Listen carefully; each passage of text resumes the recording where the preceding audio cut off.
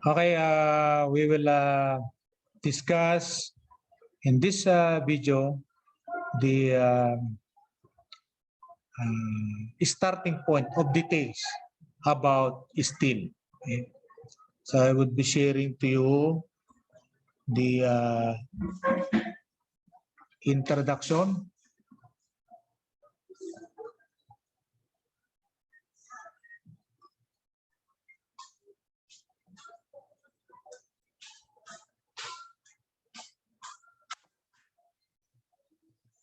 Okay.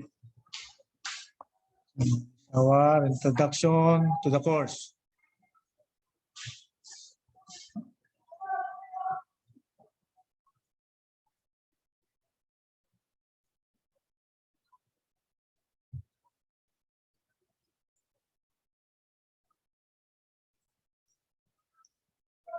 So, introduction to the course. Again, this is the course CE-E6, Principles of Steel Design. From now on, we will just call this PSD. I'm your professor, Dr. EYPEI ZANTUA. So let us continue. Identification of civil engineering structures for which the use of structural steel is appreciable for use. Typical stress-strain characteristic. That is the first information that we have to gain from this course. Characteristic of steel in simple tension and the evaluation of its mechanical properties. How we could evaluate. Then availability of steel grades in the market. So, structural steel is one of the materials which are used for any kind of steel construction. Okay. These materials are also defined as hot rolled. Take note, hot rolled products. Okay. Having cross sections like angles, channels, and beams. All across the world, there is an increasing demand for steel structure. Why? We will later on give you all the characteristics that would give us the benefit. So there are advantages and disadvantages, but we are using this because of its advantages. Okay? There is a big advantage of steel over the concrete in terms of its ability to bear better tension. To bear meaning to handle better tension as well as compression, which would result in lighter construction. That is one of the advantage. That's why we are using it. Okay? It is lighter with the same strength. Compare concrete and steel with the same strength. Okay? Steel structure is what? Lighter and smaller. Okay? Smaller. Okay? There are various structures which come under the aegis of the steel structures.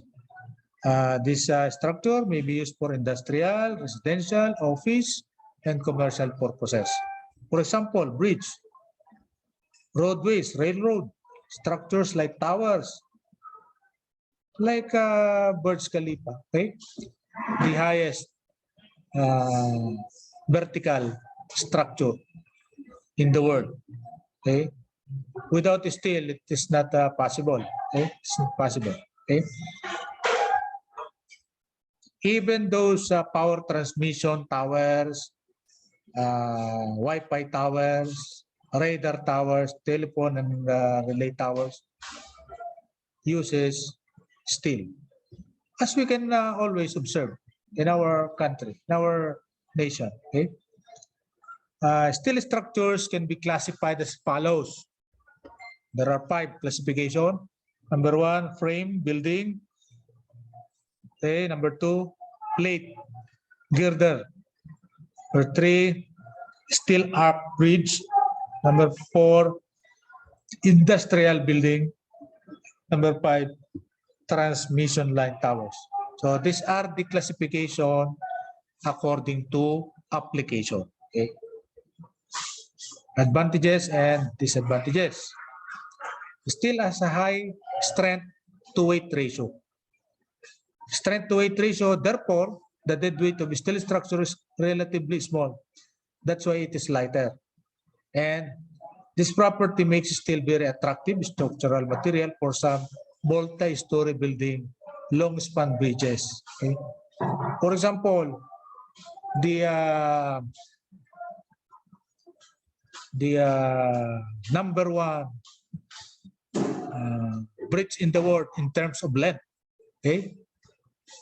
It's not possible without steel, okay? And another one, it can also undergo the plastic deformation before failure. And you will notice we will use this actually to some of you. It may come as a surprise because it is somewhat disadvantage. It may look like as a disadvantage because plastic property is steel material has a plastic property. Okay? Okay? But we will take the good out of this property and utilize it in our purpose of utilizing this material for our structural requirement. This provides greater reserve strength. This property is called ductility. So steel is a ductile material. Okay? Steel structures can be built with a high quality relationship and narrow tolerances. Prefabrication and mass production is usually possible in steel structure. We will just deliver those prefab products on site and just bolted it, and afterwards we can have our structure as fast as possible. Rapid construction. Okay? This results in economic construction of steel structure. That's why in pandemic times, one country, I think China, built 1,000 capacity bed, okay, hospital in just 1 week. Just 1 week, they built 1,000. Just imagine 1,000. Okay, imagine 1,000 capacity bed, 1,000 bed hospital. Okay. So in our hospital in Taguig, TPDH, maybe there are 5-story and there are 4 buildings, okay, and 1 floor. Maybe there are 20, no? 20 times 5, so that is only 100. And there are, for example, 5 buildings, 100 times 5, that is what? 500, only 500 bed. So in reality, that is about 300 bed capacity in our own cities hospital. Okay? And the construction is what? About 10 years, no? About 10 years. Okay? And China built a hospital with 1,000, okay, beds in just 1 week. Okay? That is not possible without steel. The good fatigue strength is also advantage of steel. Take note, ductile, high density ratio, capacity to weight ratio, fatigue. So those are very much an advantage of steel. If necessary, steel structure can be strengthened anytime in the future. So upgrading is easier in steel, right? Because there are nuts and bolts. For example, nuts and bolts, you cannot involve, okay, another piece. Okay? Okay? The reuse capability of steel construction is also the advantage. Okay? However, every component, every part, every material has its disadvantage. What are those? Steel structures are more costly than other types of structure. What is the most economical type of structure? Concrete is the most economical. Okay? So, the strength of steel is reduced considerably when heated at temperatures commonly observed in fire. So, if there is a fire, that is a number one enemy of steel. The steel will not melt immediately, but its strength, how strong it is, will be affected greatly by temperature.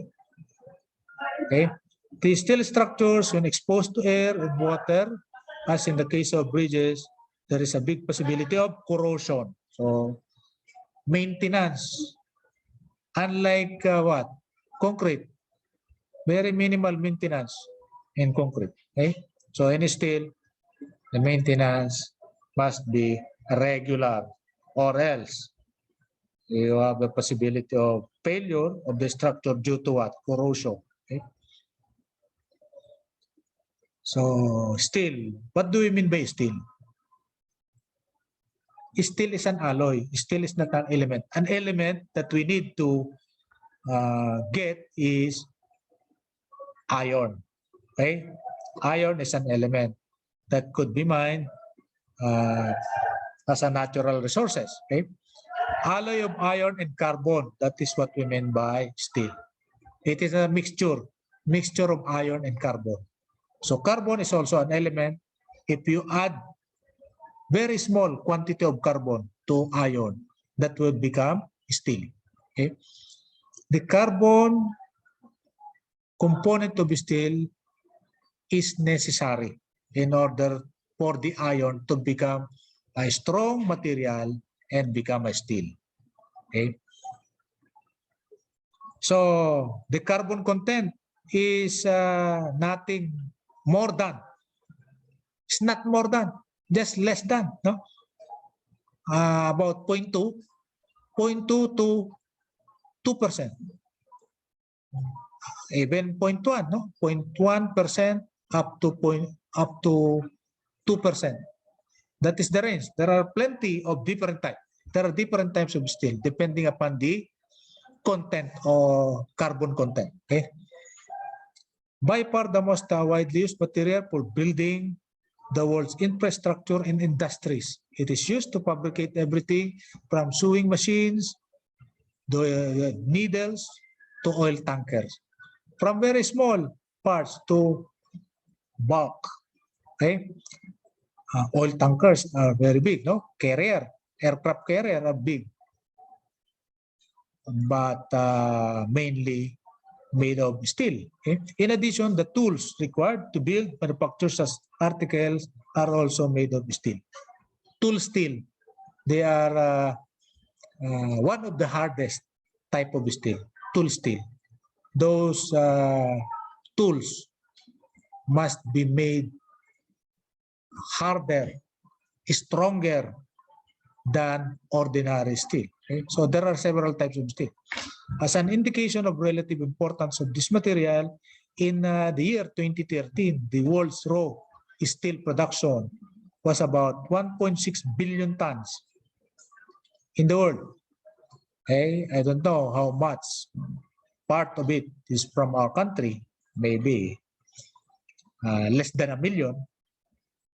Okay, while production of the most important engineering metal, like aluminum, was about 47 billion tons. Okay, okay? The next construction material, the next mostly used construction material is aluminum, which is only about 47 million tons compared to 1,600 million tons. Okay. So, the main reason for the popularity of steel are relatively low cost. Again, that is one advantage. Forming, it can be easily formed and processed. Okay, can be easily processed. It can be processed and manufactured in the plant and just delivered to the project site. Okay. And also their mechanical properties. What are those mechanical properties that we already talked about? Ductility, okay, elasticity, okay, ductility, elasticity, plasticity. Okay. Material properties required for design. The properties that need to be considered. Okay, what are those? Yield strength. So we already know, relate your strength of materials or what mechanics of deformable bodies. We know yield strength, the most important property that the designer will need. Okay, we will need this again in this design. Toughness. So toughness is the nature of all materials to certain some imperfections. In some of these imperfections take the form of very small cracks. If the steel is insufficiently tough, the crack can propagate rapidly without plastic deformation and result in a brittle fracture. That is why we want elastic property or even plastic property in order for our material not to be brittle. Brittle is a material like glass. It could easily crack, and the crack would propagate from the source, from the origin to a very profound area. Okay, so it propagate. Okay, just like glass. Okay, if you for example have a glass window in your home, you can try to hit it with or strike it with stone, and you can you can observe crack propagating from the origin, meaning the point wherein the stone hit the glass, and it propagates, the crack propagates in great area, okay? Because glass are brittle, okay? They're brittle. But our windows for cars, for example, and other specialized equipment, the glass are made of a material with added plastic component. So they are, for example, fiberglass. Okay, the property is what? Not only glass but also fiber. Fiber is not brittle. Okay, so fiber is the opposite of brittle. So if we combine fiber and glass, we can have fiberglass, and the property is a mixture of the property of fiber and glass. Okay? Ductility. Take a look. Take note. Yield strength, ductility. Okay. And now, ductility is a measure of the degree to which material can strain or elongate between the onset of yield and eventual fracture. So, additional property, aside from what? Yield strength, toughness, and ductility. So we can take note of these three: strength, toughness, ductility. Another one, weldability. Okay, weldability meaning it could be welded efficiently, effectively. Okay, so welding involves local melting of steel, which subsequently cools. The cooling can be quite fast because the surrounding material, the beam, offers a large heat sink in the weld, and the heat introduced is usually relatively small. Okay, so weldability. So this is the fourth. characteristic. No? And then durability. Further important property that of corrosion prevention. Okay, it prevents corrosion because it is durable. Although special corrosion resistant steels are available, these are not normally used in building construction. Okay. Okay. So these are the properties that we need to look at in our specification. Okay.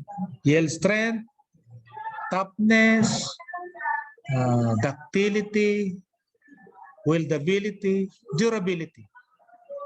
So we have 5, no? And another type of steel is stainless steel. It is a highly corrosion-resistant material that can be used structurally, particularly where a high-quality surface finish is required. It is very much highly corrosion-resistant. It is almost do not corrode. Okay? Almost, but again, there is no material that will not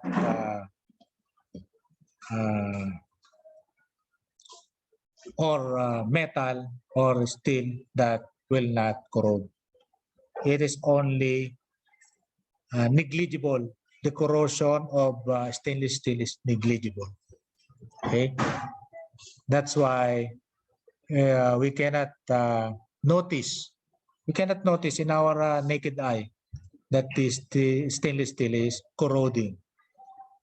The most important difference of this is the stress-strain curve. We will tackle this all in our continuation of our lecture next meeting. So take note, what we need is stress-strain behavior, and this behavior can be represented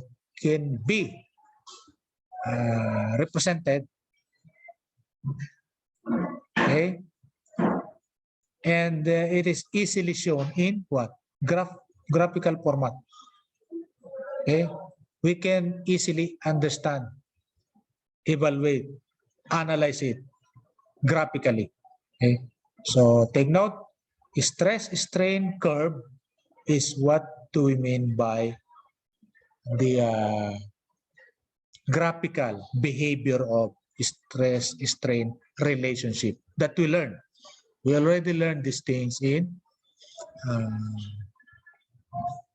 mechanics of deformable bodies. Okay. So again, this is the last slide. This is Dr. EYPEI, preaching engineering for nation building.